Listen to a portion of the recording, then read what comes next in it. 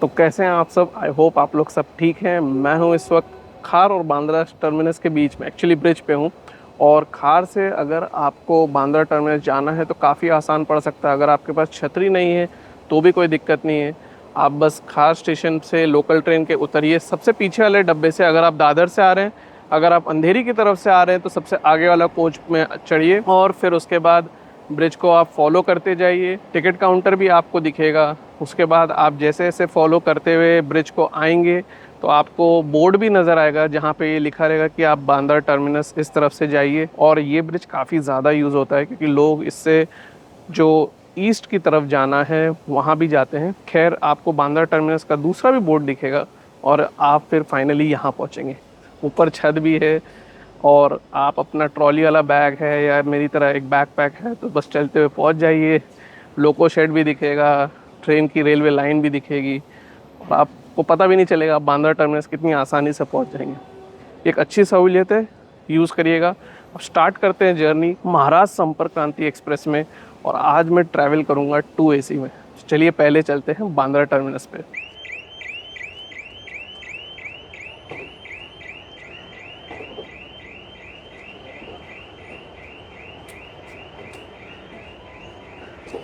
और ये हम पहुंचे हैं स्टेशन पे। एक्चुअली ट्रेन तो शंट कर दी गई थी 4:35 पे। मेरा कोच तो एकदम पीछे है। एसी के सारे कोचेस पीछे रहते हैं, तो ये चीज़ का ध्यान रखिए कि अगर आप खार से आएंगे तो थोड़ा एक्स्ट्रा चलना पड़ेगा। बांद्रा टर्मिनस से आएंगे तो भी करीबन थोड़ा सा कम चलना पड़ेगा, लेकिन अगर आप बांद्रा स्टेशन से चल के आ रहे हैं तो वो ज़्यादा हो जाएगा। तो चलिए चलते हैं अपने कोच के पास और देखते हैं कैसा रहता है अंदर का इंटीरियर। और ये तो छूटेगी अभी पौने घंटे बाद। तो मेरा कोच आज है A1 और आ गए कोच के पास। बारिश तो काफ़ी अच्छी है। बांद्रा टर्मिनस पे अगर आपको पानी खरीदना है, कोई भी चीज़ खरीदना है तो खरीद सकते हैं, MRP पे मिलेगा। तो ये बहुत ही अच्छा अपॉर्चुनिटी है कि आप यहाँ से ले लें। स्टॉप ज़्यादा नहीं है। खैर, और भी स्टॉप्स के बारे में बात करेंगे, पहले चलते हैं अंदर, बैग रखते हैं। बारिश भी काफ़ी बढ़िया हो रही है।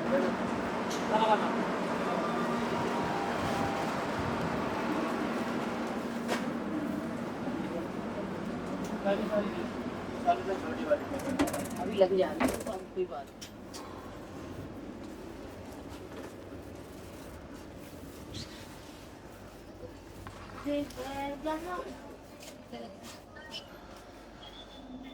तो ये आ गए हम अपनी सीट पे। सीट है 25 नंबर, नीचे की है और मैं जनरली वही प्रेफर करता हूँ। खैर, वैसे तो मैं साइड लोअर की प्रेफर करता हूँ, लेकिन आज लोअर बर्थ मिली है। करंट अवेलेबिलिटी में टिकट लिया है। एक इंटरेस्टिंग चीज़ देखा कि पहले करंट अवेलेबिलिटी में डिस्काउंट मिला करता था, लेकिन अब वो बात नहीं रह गई। अब डिस्काउंट बंद कर दिया शायद रेलवे ने। वो भी कब से किया मुझे तो नहीं पता। अगर आपको पता हो तो ज़रूर बताइएगा। तो मैं आपको अभी कोच का लेआउट बता देता हूँ और फिर उसके बाद थोड़ा बाहर चलते हैं, थोड़ी फ्रेश एयर लेते हैं और फिर ट्रेन का डिपार्चर देखते हैं जो कि होगा 5:30 बजे। तो इस तरफ से शुरू करता हूँ 25-28 का। ऊपर आप देख सकते हो 2 चार्जिंग पॉइंट है, नीचे रीडिंग लाइट है, इधर भी एक रीडिंग लाइट है और इधर ऊपर 2 चार्जिंग पॉइंट है। सामने की तरफ भी आप देख सकते हो, नीचे एक चार्जिंग पॉइंट दिया है और ऊपर भी एक चार्जिंग पॉइंट है। रीडिंग लाइट उधर भी है, रीडिंग लाइट ऊपर भी है। तो ये तो हमारे ट्रेन का कोच लेआउट था। थोड़ा बाहर आया हूँ क्योंकि अभी तो बाद में ट्रेन में ही रहेंगे। खैर, अब मैं आपको फेयर के बारे में बता दूं। हमारी ट्रेन में चारों कैटेगरी ऑफ कोचेज़ हैं। स्लीपर क्लास में मैं 2 बार ट्रैवल किया हूं और उसका फेयर जो है वो है 615 रुपये। 3AC का जो फेयर है वो है 1610 रुपये।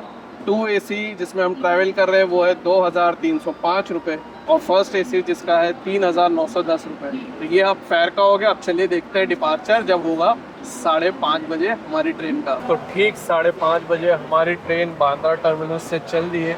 अब ट्रेन के ज़्यादा स्टॉप्स तो नहीं है। यहाँ से रुकेगी बोरीवली जो कि मुंबई में ही पड़ता है और फिर बोरीवली के बाद डायरेक्ट है सूरत। पहले तो सूरत भी स्टॉप नहीं था, लेकिन बाद में सूरत भी स्टॉप हो गए। पहले की जर्नी अगर आप चेक करेंगे तो आप देखेंगे कि सूरत तो उसमें था ही नहीं, लेकिन अब सूरत रुकेगी। अब चलिए देखते हैं कैसा रहता है इसका जर्नी एक्सपीरियंस 2AC में और कब पहुँचती है बोरीवली। जनरली थोड़ा 5-10 मिनट लेट ही होती है, लेकिन वो भी पता करना है। 3AC इकोनॉमी आजकल बहुत सारी ट्रेन्स में इंट्रोड्यूस किया जा रहा है और रिसेंटली महाराज संपर्क क्रांति में भी इंट्रोड्यूस किया गया था और इसका फेयर मैंने मेंशन कर दिया है। तो आप अगर 3AC इकोनॉमी में ट्रैवल कर रहे हैं तो जनरली वो 3AC से 100 रुपये कम रहता है और उसका भी बेनिफिट आप उठा सकते हैं।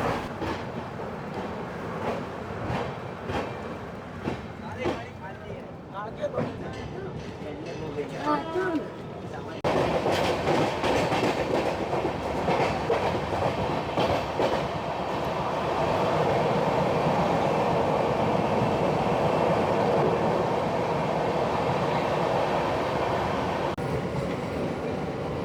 हमारी ट्रेन पहुंची है बोरीवली 6 बजे और अब 2 मिनट का होल्ड लेके स्टार्ट होने वाली है। और ये तो बहुत ही इम्पोर्टेंट स्टॉप है, यहाँ पे प्रीटी मच सभी ट्रेन रुकती है और ये मुंबई की लाइफलाइन लोकल ट्रेन। खैर यहाँ से डायरेक्ट स्टॉप जो है वो है सूरत।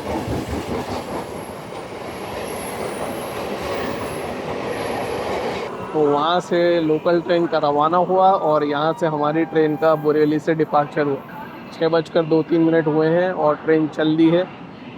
यहाँ से डायरेक्ट स्टॉप है सूरत। खान पान के बारे में बताऊँ तो पेंट्री कार है, लेकिन यार पहले का एक्सपीरियंस तो अच्छा नहीं था। खैर 2 AC और फर्स्ट AC में तो शायद आपको नॉमिनल प्राइस पे मिल जाए, बिल मांगिए तो शायद आपको सही प्राइस मिल जाए, वरना आप कंप्लेन भी कर सकते हैं क्वालिटी के पॉइंट ऑफ व्यू से भी, प्राइस के लिए भी। और सबसे अच्छा तो ऑप्शन ये दूंगा कि आप मुंबई से ही कुछ लेके चलें या फिर ऑनलाइन सूरत पे भी आप मंगा सकते हैं। अब देखते हैं कुछ इंटरेस्टिंग नज़ारे इससे पहले कि सनसेट हो जाए। मुंबई लोकल ट्रेन का एक्सेलरेशन बहुत ही सॉलिड और ज़बरदस्त रहता है और इसीलिए अभी ये ट्रेन स्टार्ट हुई और आप ये इसका एक्सेलरेशन देखिए, ज़बरदस्त है। जबकि उसे भी आगे जाके ट्रैक चेंज ओवर करना है, सिग्नल के पास जाके ब्रेक करेगा और फिर उसके बाद ट्रैक चेंज ओवर कंप्लीट करेगा। तो ये चीज़ का एक्सपीरियंस अलग ही रहता है। चलिए आप इसे एंजॉय करिए और फिर हम बहुत सारे इंटरेस्टिंग सीन्स देखेंगे। हो सकेगा जितना मैं कैप्चर करूँगा, क्योंकि मानसून बारिश का टाइम है और मज़ा अलग ही रहता है बारिश के मौसम में ट्रैवल करने का। तो अभी फ़िलहाल आप हमारा और ये लोकल ट्रेन का डिपार्चर एंजॉय करिए और फिर साथ ही साथ हम एंजॉय करेंगे नॉन स्टॉप एक्शन सूरत तक।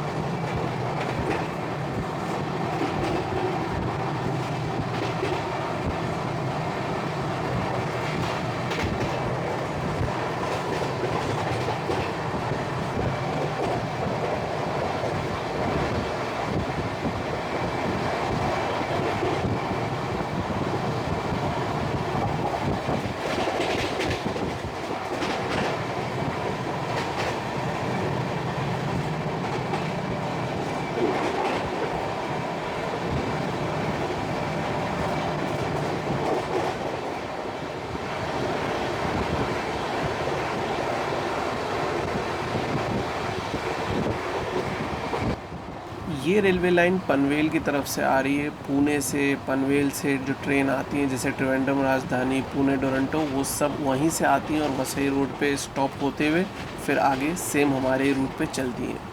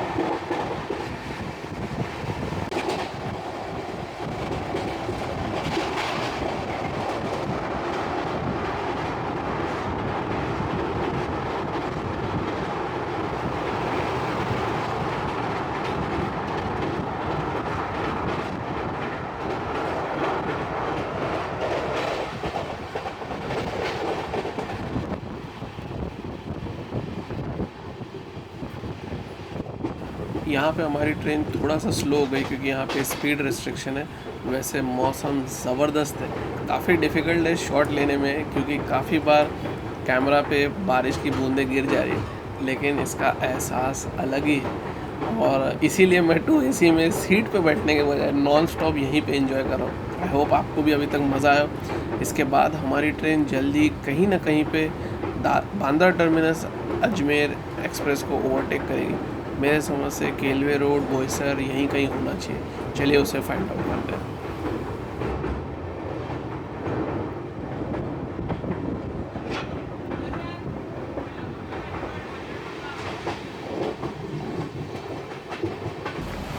और जैसा एक्सपेक्टेड था, यहाँ पे हमारी ट्रेन ओवरटेक कर रही है अजमेर जाने वाली बांद्रा टर्मिनस अजमेर एक्सप्रेस को।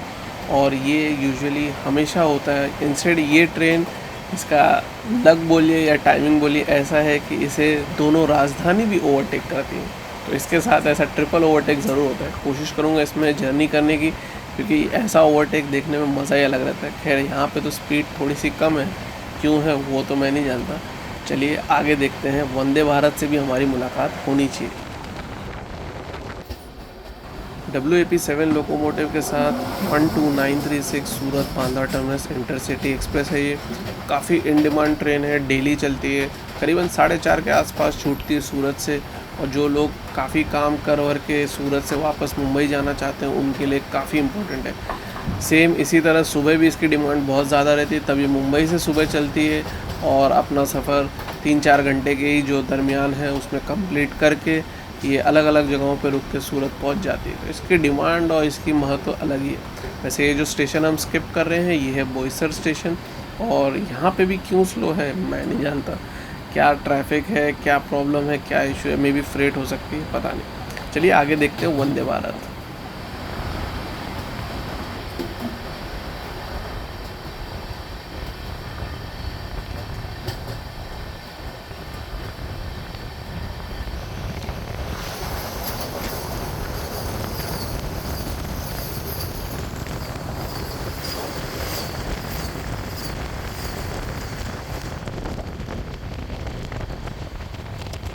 तो वो थी हमारी ट्रेन की क्रॉसिंग वंदे भारत से। और इस वक्त हम धानू रोड को बहुत ही अच्छी स्पीड से स्किप कर रहे हैं। एक्सपेक्टेड तो यही रहता है कि 130 किलोमीटर पर आवर पे यहाँ पे ट्रेन चलना चाहिए इस पूरे पैसेज में, लेकिन कई बार स्लो भी आपने देखा हो चुकी है। खैर यहाँ तो बहुत अच्छी रफ्तार है। और आगे मैं कैप्चर करने की कोशिश करता हूँ स्पीडोमीटर से। और ये आप प्लस और माइनस पकड़ सकते हैं 5 का, क्योंकि एग्जैक्ट तो नहीं रहता, लेकिन आप समझ लीजिए 130 के पास तो चल ही रहे। हो सकता है 126 ही हो सकता है 125 भी हो, तो जो भी है स्पीड बहुत ज़बरदस्त है। सनसेट हो चुका है, अब हम वलसाड स्किप कर रहे हैं। तो वलसाड बहुत इंपॉर्टेंट जगह है, काफ़ी ट्रेन रुकती है यहाँ तक कि अगस्त क्रांति राजधानी एक्सप्रेस भी यहाँ रुकती है। चलिए इसके बाद मुलाकात करते हैं सूरत पे।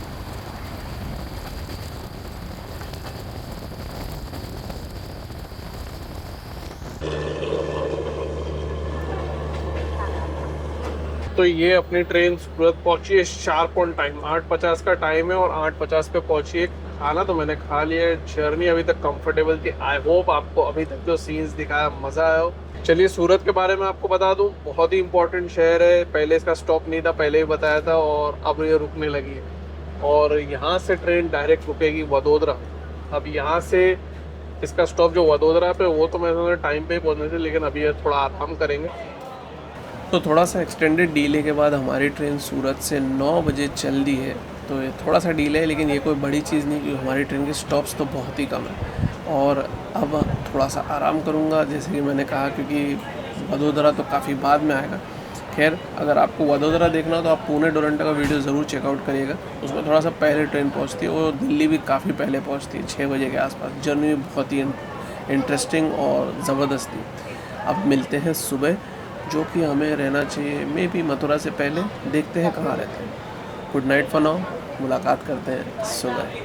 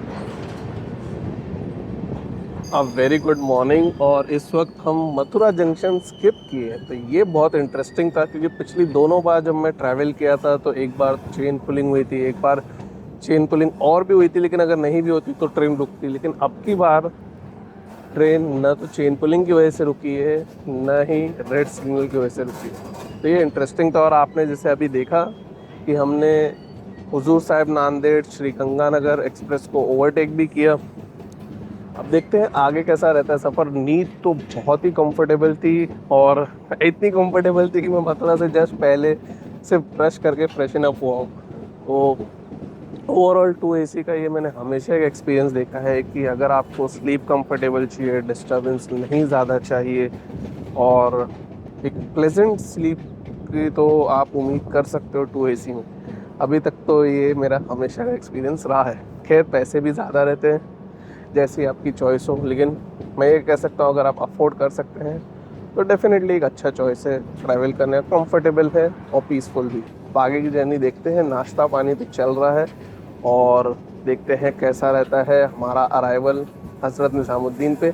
उससे पहले कुछ क्रॉसिंग्स भी दिखाता हूँ। अगर सेंट्रल रेलवे की राजधानी हमें ओवरटेक की तो वो भी आपको पता दो। चलिए फाइंड आउट करते हैं।